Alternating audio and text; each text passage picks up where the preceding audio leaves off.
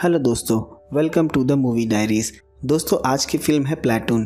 इससे पहले भी मैं वियतनाम वॉर पर मूवी एक्सप्लेन कर चुका हूं, जिसका नाम था कैजुअलिटीज़ ऑफ वॉर। उस फिल्म में आपने जंग के एक ऐसे पहलू को देखा था जिसने जंग को लेकर सभी का नज़रिया बदल दिया। वियतनाम एक ऐसी भयानक जंग जहां सिपाही दुश्मन से नहीं खुद से हारता नजर आ रहा था। हर तरफ बस मौत का तांडव, जीवन का नामो निशान नहीं। हर किसी के भीतर का शैतान अब बाहर निकल चुका था। वहाँ हर सिपाही घर वापसी की उम्मीद लगभग छोड़ चुका था, पर कई बार ऐसे लगता था जैसे मौत ने भी उन्हें अपनाने से मना कर दिया है। अब वो जीवन और मौत के बीच इस कदर फंस चुके थे कि सही गलत की उन्हें कोई खबर नहीं। वियतनाम वॉर के ऐसे कई किस्से कहानियां हैं जिसे जान लोगों को काफ़ी अफसोस हुआ कि ये तो किसी भी तरह से ठीक नहीं था। आज की भी कहानी कुछ इसी तरह की है जो आपको सोचने पर मजबूर कर देगी। तो चलिए कहानी का एक्सप्लेनेशन शुरू करते हैं। साल है 1967। वियतनाम वॉर को शुरू हुए 12 साल बीत चुके हैं। यूएस आर्मी की एक cargo chopper south Vietnam army camp में उतरती है। उसमें से कई सोल्जर्स निकलते हैं जो पहली बार जंग में आए थे। उसमें से एक शख्स था क्रिस देखता है जंग में मारे गए सोल्जर्स की लाशों को लाकर चॉपर में रखा जा रहा है। अभी तक उसे वहां आए थोड़ा वक्त भी नहीं गुजरा था, पर उसे जंग के हालात साफ नज़र आने लगे थे। वहाँ कुछ सोल्जर्स उनका मजाक उड़ाते हैं कि एक और बकरा यहाँ मरने के लिए आ गया। क्रिस बस उन्हें देखता रह जाता है। सितंबर 1967। क्रिस अपनी टुकड़ी के साथ कंबोडियन बॉर्डर के पास पेट्रोलिंग कर रहा था। ये वो दौर था जब खेम रूज ने कंबोडिया पर अपनी सत्ता प्राप्त कर ली थी और अब वो नॉर्थ वियतनाम के समर्थन में आ गया था। प्लेटून को लेफ्टिनेंट वोल्फे लीड कर रहा था, पर वोल्फे काफ़ी यंग लेफ्टिनेंट है और इनएक्सपीरियंस्ड है, जिसे जंग की काफ़ी कम जानकारी है। पर हकीकत में सोल्जर्स अपने प्लेटून में से दो जो सबसे एक्सपीरियंस्ड है उनके ऑर्डर्स को फॉलो करते हैं। सर्जेंट बार्न्स जो कि काफ़ी कठोर है और दूसरा सर्जेंट एलियास जो कि काफ़ी आदर्शवादी है। प्लेटून में कुछ लोग बार्न्स को पसंद करते थे तो कुछ लोग एलियास को। चलते चलते क्रिस रुक जाता है, उसकी तबीयत बिगड़ने लगी थी। बार्न्स गार्डनर को पानी लाने के लिए कहता है। बार्न्स उसका काफ़ी मजाक उड़ाता था और उसे सबके सामने बेइज्जत करता था। एलियास क्रिस के पास आता है। एलियास को प्लेटून में कुछ लोग इसलिए पसंद करते थे क्योंकि वो सोल्जर्स की काफ़ी केयर करता था। क्रिस भी इसीलिए उसे ही फॉलो करता था। वहाँ से निकलकर वो एक खाली मैदान में आ जाते हैं। वहाँ चॉपर उनके लिए ज़रूरत के सामान लेकर आता है और उन्हें देकर चला जाता है। वो सब वहीं अपना कैंप लगा लेते हैं। उसी टुकड़ी में एक सोल्जर है जूनियर, जिसका बिहेवियर सबसे ख़राब है। वो किसी से भी सीधे मुंह बात नहीं करता और वो क्रिस से भी पहले इस जंग में आया है। क्रिस अपनी दादी को पत्र लिखता है। दादी, ये जगह किसी जलते हुए नर्क की तरह है, शायद नर्क से भी ख़राब। अभी यहाँ आए मुझे एक हफ़्ता ही बीता है, पर ऐसा लगता है मैं यहाँ सालों से हूँ। खुद को काफ़ी अकेला और थका हुआ महसूस कर रहा हूँ।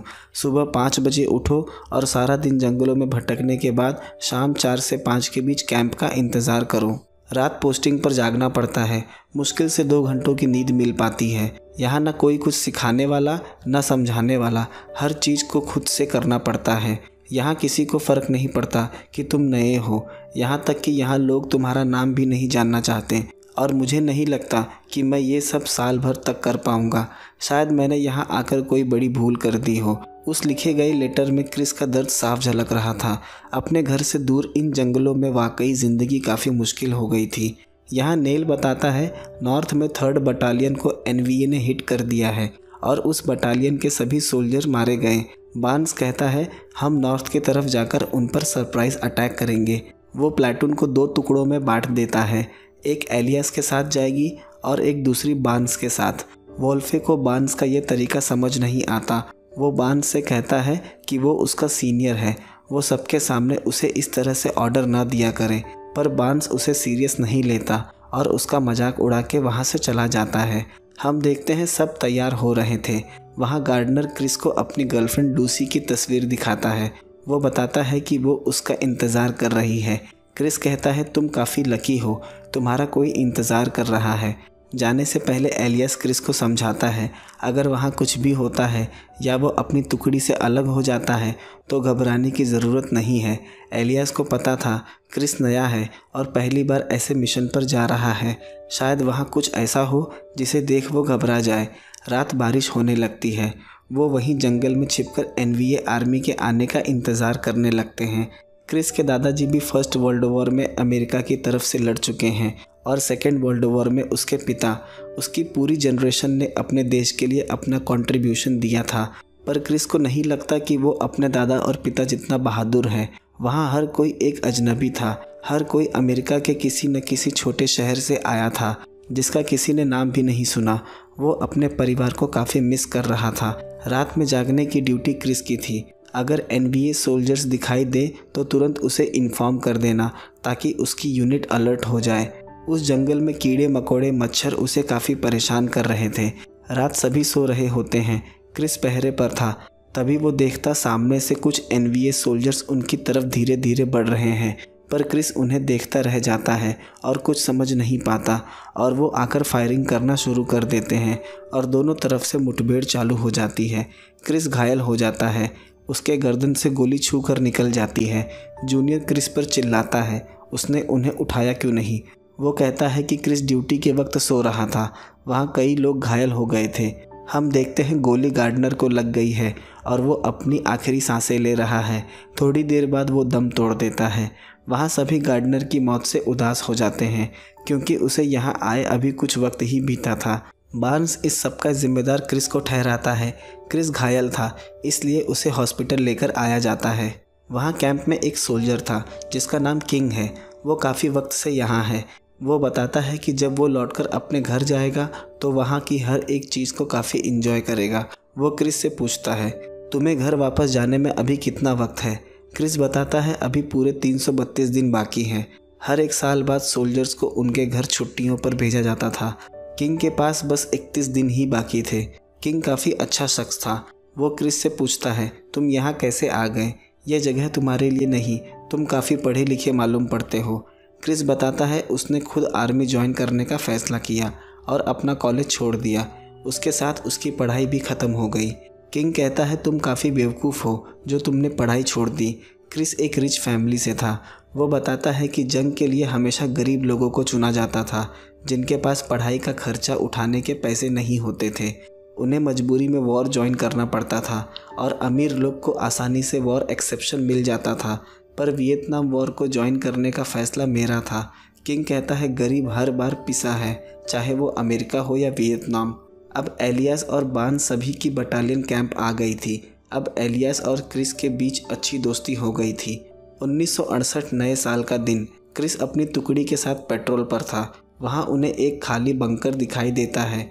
वो एनवीए का बंकर था, पर अब वो वहाँ नहीं थे। उस बंकर में एक बॉक्स था, उसमें कुछ मैप्स और पेपर थे।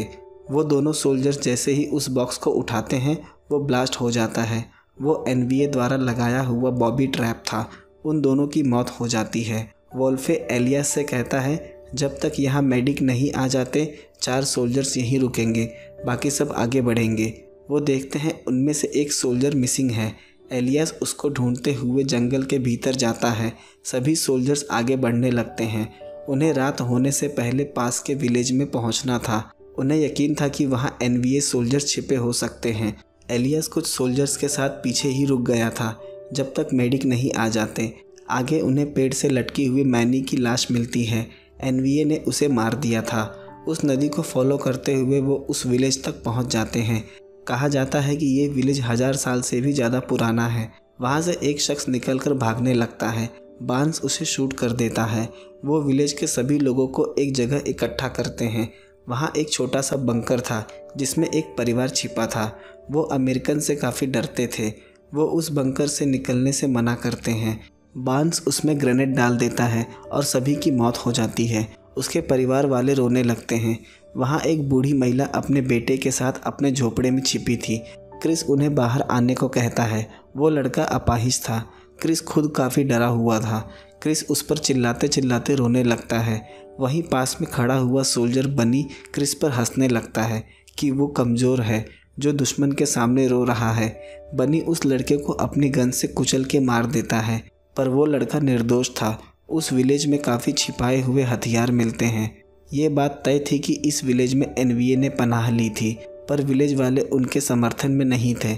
विलेज के मुखिया को पकड़कर बार्न्स के सामने लाया जाता है उसके शरीर पर काफ़ी घाव थे। बार्न्स उससे सवाल करता कि उसे ये चोट कहाँ से लगी। वो शख्स बताता है कि उसे बॉम्बिंग रेड में ये चोट आई थी। उसकी बातों को लर्नर ट्रांसलेट कर रहा था। बार्न्स उससे पूछता है कि इतने सारे वेपन्स इस विलेज में कैसे आए। वो शख्स बताता है उनके पास कोई और चारा नहीं था। एनवीए ने धमकी दी थी कि अगर उन्होंने पनाह नहीं दी तो वो पूरे विलेज के लोगों को मार देंगे, और उन्होंने विलेज के पुराने मुखिया को भी मार दिया। वो सब मजबूर थे, पर बार्न्स काफ़ी ज़िद्दी और कठोर था।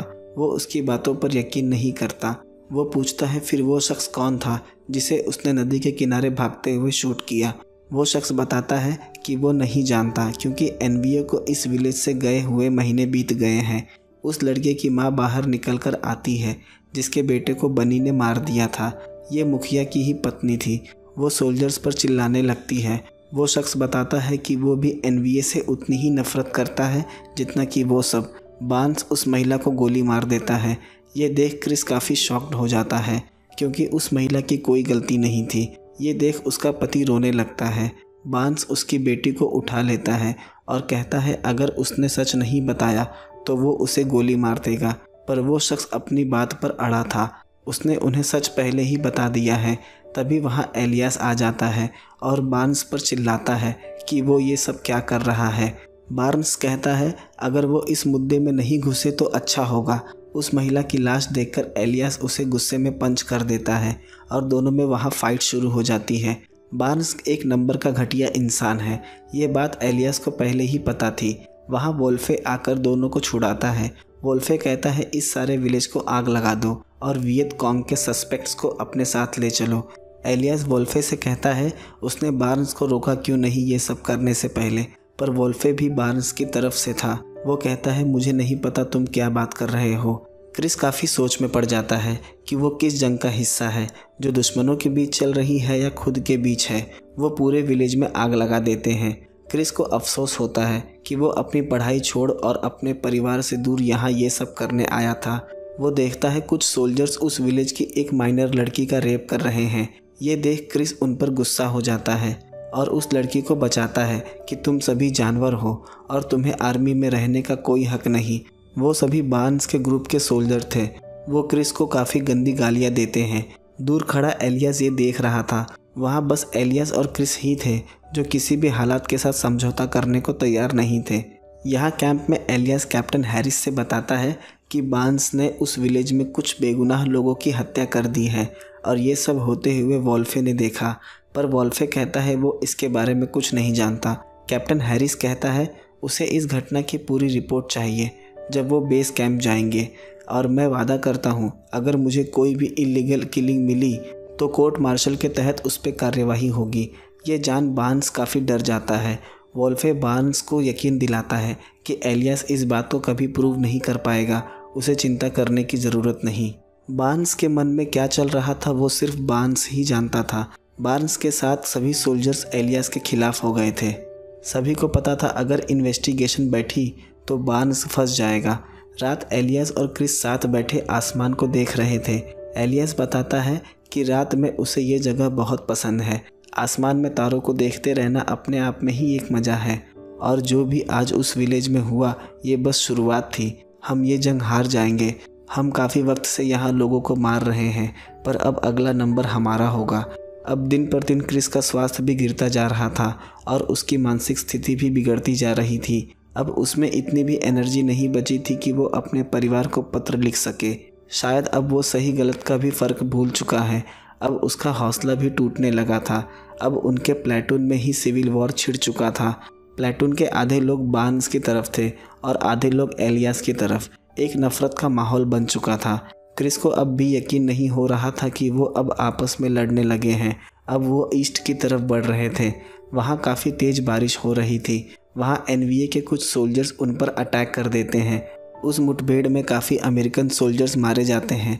वोल्फे मेडिक्स को कॉल कर डायरेक्शन बताता है। हम देखते हैं ट्रांसलेटर लर्नर की मौत हो जाती है। लर्नर एक अच्छा सिपाही था।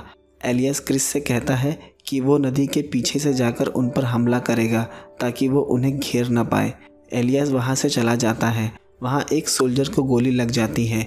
बार्न्स आकर कहता है यहाँ एनवीए के सोल्जर्स काफ़ी ज़्यादा हैं और हमारे काफ़ी सिपाही मारे जा चुके हैं, इसलिए उन्हें पीछे हटना होगा। चॉपर आ रहा है और जल्दी ही वो यहाँ से निकल जाएंगे, वरना कोई नहीं बचेगा। क्रिस कहता है पर सर्जेंट एलियस अभी भी वहाँ है। बार्न्स कहता है एलियस को मैं देख लूँगा। शायद ये बार्न्स की कोई चाल थी। वो एलियस को ढूंढता हुआ जंगल में जाता है। वहाँ वो एलियस को देखता है और उस पर गन पॉइंट कर देता है, पर एलियस को लगता है शायद बार्न्स मजाक कर रहा है। पर एलियस उसके इरादे समझ जाता है और बार्न्स उसे शूट कर देता है। गोली लगने के बाद एलियस वहीं गिर जाता है। एलियस को ढूंढता हुआ क्रिस जंगल में आ जाता है, पर बार्न्स बताता है एलियस मर चुका है। पर क्रिस को उसकी बात पर यकीन नहीं होता। उसे बार्न्स पर शक होता है। थोड़ी देर में वहाँ चॉपर आ जाता है। सभी घायल सोल्जर्स को उसमें रखा जाता है और फिर चॉपर उड़ान भरता है। तभी क्रिस नीचे देखता है एलियस भाग रहा है। वो घायल था। एनवीए के कई सोल्जर्स उसका पीछा कर रहे थे।